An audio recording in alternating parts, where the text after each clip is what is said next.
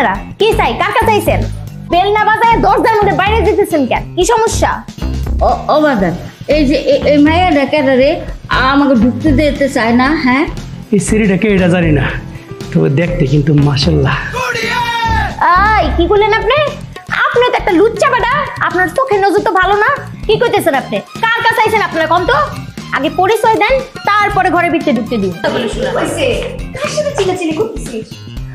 এই যে আপামনি দেখেন না, এই তখন থেকে হেরা দুজন কইতেছে এইটা নাকি হ্যাঁ গোপলার বাড়ি, এটা নাকি হ্যাঁ ভাইয়ের বাড়ি। খালি ঢুকনের লিগা কেমন তোলপাড় শুরু করে দিচ্ছে। আন্টি, আপনার মনে হয় কোথাও ভুল হচ্ছে। এটা আপনার ছেলের বাড়ি না। আপনি একটু অ্যাড্রেসটা কারেক্ট করে নিন, আর আপনার ছেলের বাড়িটা আপনি একটু খুঁজে নিন। না ভাবি, এটা ঠিকানা ঠিক আছে। ওই আমার বন্ধু সোহাল আমার কইছে এই বাসে আমার লাগা। আরে কি ব্যাপার, আমি অফিসে যাবো না, নাস্তা করে যাবো না, তোমরা দুজন? বাজান, ও বাজান, বাজান তুই আইসো।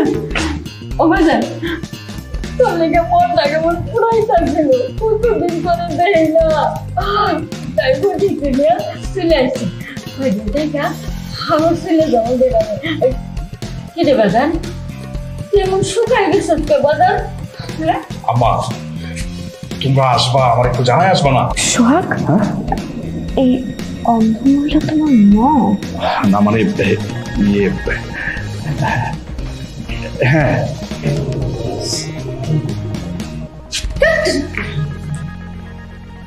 মা আসো তো। হ্যাঁ, আসো আসো পরীক্ষা। এই ব্যাগগুলো ধর। রুমি, রুমি প্লিজ, তুমি আমার শেষবারের মতো মাফ করে দাও প্লিজ। দেখো, উনি যে এই বাড়িতে আসবে আমি তো জানতামই না। তোমার কথা মতো গত 1 মাস আমি ওনার সাথে কোনো কন্ট্রাক্টই করি নাই। কন্টাক্ট না করলে তোমার মা আমার বাড়ির অ্যাড্রেস পেল কিভাবে? ওহো, তাই তো। আমার মনে হয় কি অনেকদিন আগে একবার অ্যাড্রেস দিয়েছিলাম, আর সেটাই মনে রেখে চলে আসছে। অ্যাড্রেস দিয়ে ভুল করে ফেলছি। তুমি একটা জিনিস বুঝতে পারতেছো? তোমার মা যদি আমার বাড়িতে থাকে, আর সেই সময় যদি আমার ফ্রেন্ড সার্কেল আমার বাড়িতে আসে, তাদের সামনে তোমার মান সম্মানই থাকবে না।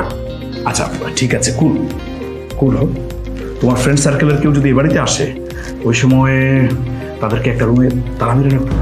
ও, তার মানে তোমার মাকে আমার বাড়িতে লং টাইম সেট করা তোমার ইচ্ছা আছে না? মাই গড, আমি তো এই উটকো ঝামেলাটা নিতেই পারবো না। লং টাইম কেন হবে? বড় জোর 1 মাস, 1 মাসের বেশি যদি থাকে আমি নিজেই তো গলা ধাক্কা দিয়ে বের করে দিব। 1 মাস? সোহাগ, আমি এত কিছু জানিও না, বুঝিও না। তোমার মাকে যত দ্রুত সম্ভব আমার বাড়ি থেকে বের করো। প্লিজ এই বিষয়টা আমার উপর ছেড়ে দাও, আমি খুব দ্রুত ব্যবস্থা নিচ্ছি।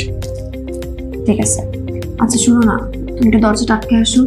জানোই তো কালকে পার্টিতে যে আমি উড়াধুরা ডান্স করছি না, আমার হাত পা সব এত ব্যথা হয়ে আছে, একটু টিপে দিচ্ছা।